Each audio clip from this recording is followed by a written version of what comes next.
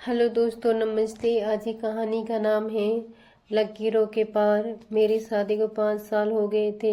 मेरे पति वैभव पेशे से इंजीनियर थे, लेकिन उसके पास मेरे लिए समय नहीं था। फिर एक दिन मेरा देवर एमएससी करने के लिए शहर आया और हमारे साथ रहने लगा। धीरे धीरे मेरी और उसकी नज़दीकियाँ बढ़ने लगी। मुझे मालूम था कि ये जो हो रहा है वे सब गलत हो रहा है, लेकिन दिल के आगे मन की कौन सुनता है। और हमारे बीच एक चुपचाप रिश्ता बन गया। और एक दिन जब ये रिश्ता वैभव को मालूम पड़ा तो मेरा नाम छवि है। मेरे पिताजी 4 भाई थे। चारों भाइयों में मैं इकलौती बेटी थी, इसलिए सबकी बहुत लाडली थी। मेरी शादी की उम्र होते ही मेरे चाचा जी, ताऊ जी सभी को मेरी शादी की चिंता होने लगी। सब ने मिलकर वैभव को मेरे लिए पसंद किया। वैभव पेशे से इंजीनियर थे। मेरी शादी वैभव के साथ हो गई थी। मेरी शादी को 5 साल हो चुके थे। मैं खूबसूरत थी, समझदार थी, पर वैभव की जिंदगी में अब प्यार की जगह प्रोजेक्ट लाइन और मीटिंग ने ले ली थी। शुरू शुरू में मैंने बहुत कोशिश की उन्हें आकर्षित करने की। मैं सजती थी, मुस्कुराती थी, लेकिन धीरे धीरे मैं सिर्फ घर की दीवार बनकर रह गई। एक दिन घर में एक नई हलचल आई। अभय, वैभव का छोटा भाई, एमएससी की पढ़ाई के लिए शहर आया और हमारे साथ रहने लगा। फिर क्या था, मेरी जिंदगी में एक रंग लौट आई। वैभव, अभय, जो कभी बचपन में मुझे भाभी माँ कहता था, अब मुझे देखकर नज़र चुराता था। और कभी अगर मैं उसकी तरफ नहीं देख रही होती थी तो वह मुझे बहुत देर तक टकटकी लगाए देखता रहता था। मुझे भी ये एहसास था कि जो हो रहा है वो गलत है, लेकिन दिल के आगे मन की कौन सुनता है।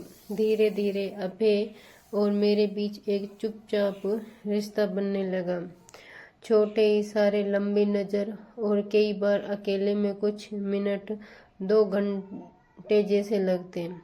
एक दिन बारिश हो रही थी। वैभव ऑफिस से देर से आने वाले थे। मैं बालकनी में बैठी कॉफ़ी पी रही थी। इतने में अभय मेरे पास आया और भीगे बाल, भीगी हवा और 2 ऐसे लोग जो एक दूसरे को नज़रअंदाज करने की हर कोशिश हार चुके थे। वो पहली बार था। रात चुप थी, मगर उस रात ने उनके रिश्ते की आवाज़ सुन ली। कुछ हफ्तों तक सब ऐसे ही चलता रहा। चोरी छिपे मुलाकात, दिल की धड़कनों का तेज होना और एक गुनाह जो अब आदत बनता जा रहा था। लेकिन हर कहानी में एक मोड़ आता है। शायद वैभव को मेरे और अभय के ऊपर शक होने लगा था। इसलिए एक दिन वैभव ने अपने लैपटॉप का कैमरा ऑन छोड़ दिया और मेरी और अभय की एक झलक देख ली।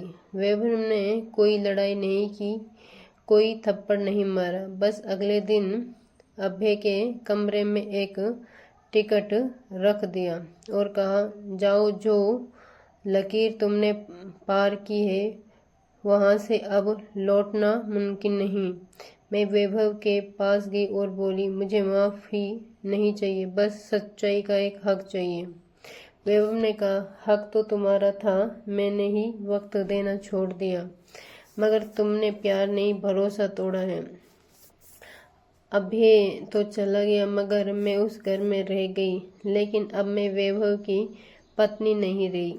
अब मैं एक ऐसी औरत थी जो लकीर मिटा चुकी थी और अब मैं वैभव की नज़र से नहीं, खुद की नज़र में लड़ रही थी। अभय के जाने के बाद घर में एक अजीब सन्नाटा पसर गया। वैभव ने मुझसे कुछ नहीं कहा, लेकिन उनकी आंखों में जो खालीपन था, जो सिर्फ टूटे हुए भरोसे से आता है। अब मैं एक अजनबी की तरह उस घर में रह रही थी, न पत्नी की भूमिका में, न ही गुनहगार की तरह, बस एक औरत जो खुद से ही सवाल कर रही थी, वैभव और मेरे बीच अब बात सिर्फ जरूरी बातों तक सीमित थी। दूध खत्म हो गया है, मेड छुट्टी पर है या राशन मंगवाना है। एक दिन मैंने चुपचाप अपना सूटकेस निकाला और बिना शोर किए मैंने घर छोड़ दिया और मैं शहर में एक छोटे से अपार्टमेंट में रहने लगी। खुद को फिर से खोजने लगी। मैंने फिर से अपना पुराना शौक पकड़ा, पेंटिंग। दिन भर रंगों में उलझे हाथे और रात में तन्हाई से झुलसी आंखें। उधर वो अकेला हो गया था, लेकिन शायद पहली बार उसने महसूस किया कि रिश्ता निभाने के लिए एक दूसरे की भावनाओं को समझना भी जरूरी होता है। उसने थेरेपी लेना शुरू किया, अपने रिश्ते, अपनी असफलताओं और अपनी चुप्पियों को समझने के लिए। 6 महीने बाद एक आर्ट एग्जीबिशन में मेरी पेंटिंग्स प्रदर्शित की गई। मेरी पेंटिंग के रंगों में दर्द था और अजीब सी शांति थी। वहाँ वैभव भी आए। मुझे वहाँ देखकर वो मेरे पास आए और मुझसे बोले, तुम्हारी तस्वीरों में तुम्हारा जवाब है। जो तुम कह नहीं पाई वो तुमने पेंटिंग में बना दिया। मैंने कहा, कभी कभी बोलना भी काफ़ी नहीं होता, सुनना ज़्यादा ज़रूरी होता है। हम दोनों ने एक लंबी चुप्पी में वो सब कह दिया जो शब्द नहीं कह पाए थे। वैभव ने मुझे माफ़ कर दिया और अपने साथ चलने के लिए कहा। फिर मुझे पता चला कि अबे भी घर वापस नहीं गया था। वे कहीं चला गया था, किसी दूसरे शहर में बस गया था। किसी को पता नहीं था कि वे कहाँ गया।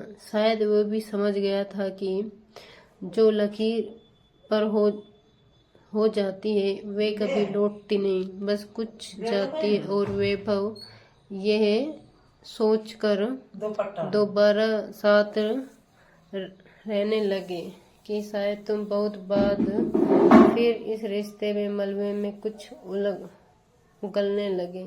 वैभव और मैं एक साथ रहने लगे, लेकिन अभी भी हम दोनों वही पुरानी बातें नहीं थी, क्योंकि अगर एक बार धागा टूट जाता है तो उसे हम कितनी भी अच्छी तरह से जोड़ने की कोशिश करें, लेकिन उसमें गांठ तो पड़ ही जाती है। इसलिए हम अपने दिल के हाथों इतना मजबूर नहीं होना चाहिए कि हम अच्छा बुरा ही भूल जाएं और जिससे हमारी ज़िंदगी ही बर्बाद हो जाए।